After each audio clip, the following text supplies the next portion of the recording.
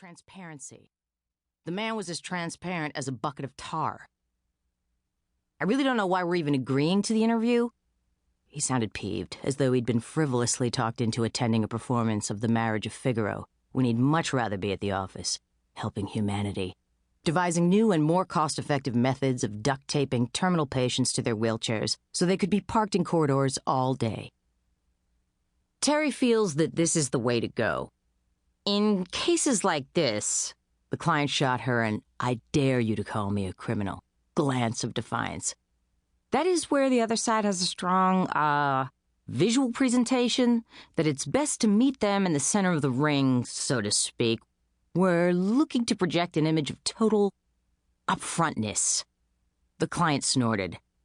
That no one is more upset at the... She glanced at her notes to see what artful term of mendacity they were using at the moment.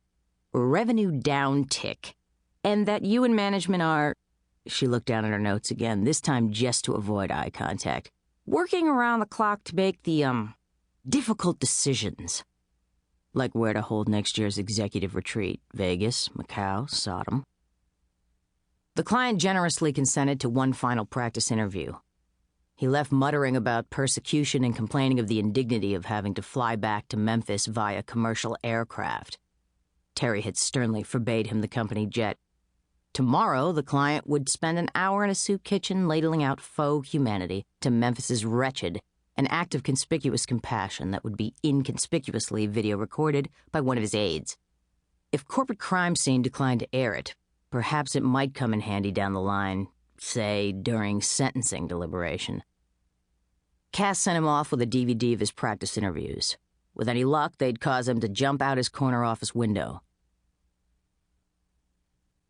Cass wanted to go home to her apartment off DuPont Circle, nuke a frozen macaroni and cheese, pour herself a goldfish bowl-sized glass of red wine, put on her comfy jammies, get under the covers and watch reruns of Law & Order or Desperate Housewives, or even the new reality show Green Card, in which illegal but good-looking Mexicans had to make it across the U.S. border, past the Border Patrol and Minutemen, and 50 miles of broiling desert, to the finish line. The winner got sponsorship for a green card and the privilege of digging ditches in some other broiling, or, if he was lucky, frigid part of the country. Yes, that would be lovely, she thought, then realized with a pang that she hadn't posted anything on her blog since before work that morning. There was an important Senate vote on Social Security scheduled for that day. She hadn't even had time to glance at CNN or Google News to see how it had turned out. The light was on in Terry's office. She entered and collapsed like a suddenly deflated pool toy into a chair facing his desk. Without turning from his computer screen, Terry said, "Let me guess, you had a wonderful, fulfilling day." He continued to type as he spoke. Terry Tucker had built a successful PR firm, Tucker Strategic Communications, on the premise that those with a debatable claim to humanity will pay through the snout to appear even a little less deplorable. Terry had represented them all. From mink ranchers to toxic waste dumpers, dolphin netters, unzipped politicians, makers of obesity-inducing soft drinks, the odd mobster, pension fund skimmers, even, in one admitted lapse of judgment, the government of North Korea. Terry had apprenticed under the legendary Nick Naylor at the now-defunct Tobacco Institute. Cass had been with the firm for 8 years. Terry had promoted her quickly, given her regular raises, and promoted her to partner. He'd never once made a pass at her. He treated her like a kid sister or niece. "Jesus, Terry, where do you find these clients? In Dante's Inferno?" He kept typing, "Huh?" The man's... I've seen more sympathetic people on the E! Channel's True Hollywood Stories.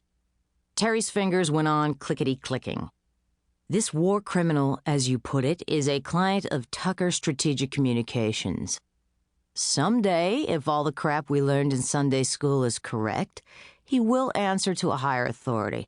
Higher even than a morally superior 29-year-old PR chick. In the meantime, our job as strategic communicators is to... Yeah, I just...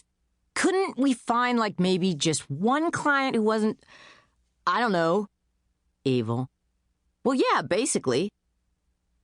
Terry stopped typing, leaned back in his leather chair, massaged the bridge of his nose with thumb and forefinger, exhaled pensively. Theatrically, the gesture was just shy of a sigh. "Do you know what I'm working on right now? What I was working on before you came in to do an exit."